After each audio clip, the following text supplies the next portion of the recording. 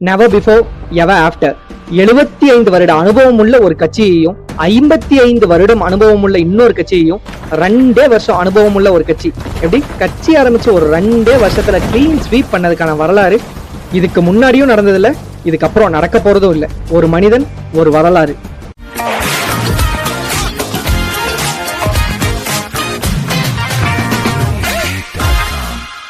(2026) தமிழ்நாடு சட்டமன்ற தேர்தல் முடிவுகள் மே 4 அன்று வெளியிடப்பட்டது.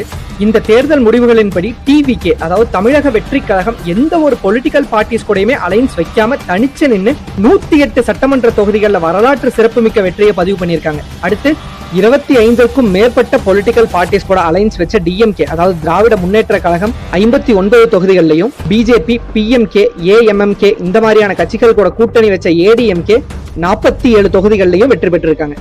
எந்த ஒரு பொலிட்டிக்கல் பார்ட்டி கூடயும் எந்த ஒரு அலைன்ஸுமே இல்லாம சிங்கிள் ஹேண்டடா டிவிகே, அதாவது தமிழக வெற்றி கழகம் 1,45,00,000க்கும் மேற்பட்ட வாக்குகளை பெற்றிருக்காங்க. இது ஒட்டுமொத்த வாக்கு சதவீதங்கள்ல 35க்கும் மேற்பட்ட விழுக்காடு. இந்த எலெக்ஷன் தமிழ்நாட்டுடைய பொலிட்டிக்கல் டைனமிக்ஸையே கம்ப்ளீட்டா சேஞ்ச் பண்ணிருக்கு. தமிழக வெற்றி கழக தலைவர் தளபதி விஜய் அவர்கள் முன்னாடி ஒரு முறை ஒரு ஒளி வரும், அந்த ஒளி நம்மை வழிநடத்தும் அப்படின்னு குறிப்பிட்டிருந்தார். அந்த ஒளி வேற எதுவும் இல்ல, மக்கள் தான் அந்த ஒளி.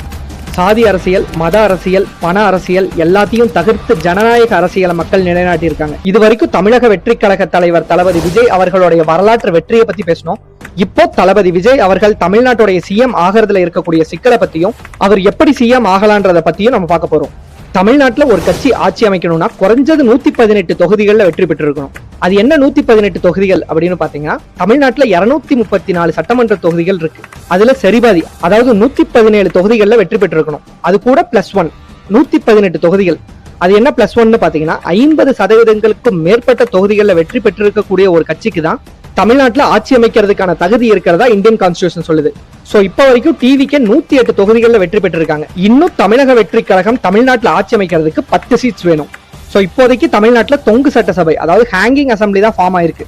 சோ இதுக்கப்புறம் தமிழக வெற்றி கழகம் பிற பொலிட்டிக்கல் பார்ட்டிஸ் கூட டை அப் பண்ணி 118க்கும் மேற்பட்ட சட்டமன்ற தொகுதிகளில் தனி பெரும்பான்மையை நிறுவச்சால் மட்டும்தான் தமிழ்நாட்டுல ஆட்சி அமைக்க முடியும்ன்ற சூழ்நிலை ஏற்பட்டிருக்கு. இனிஷியலா இந்த கட்சிக்கெல்லாம் கூட்டம் வருமான்னு சொன்னாங்க, கூட்டம் வந்துச்சு. கூட்டம் ஓட்டா மாறுமான்னு சொன்னாங்க, ஓட்டா மாறுச்சு. ஓட்டு சீட்டா மாறுமான்னு சொன்னாங்க, சீட்டா மாறுச்சு. சோ இப்படி தன் மீது வைக்கப்பட்ட எல்லா விமர்சனங்களையும் தவிடுபொடியாக்கின தளபதி விஜய் அவர்கள் இப்போ ஏற்பட்டிருக்கக்கூடிய தடையையும் தகர்த்து தமிழ்நாட்டுடைய முதலமைச்சர் ஆவார்னு நம்புவோம். கான்பிடென்டா இருப்போம், நல்லதே நடக்கும். And finally, this is not the end, it's just a beginning.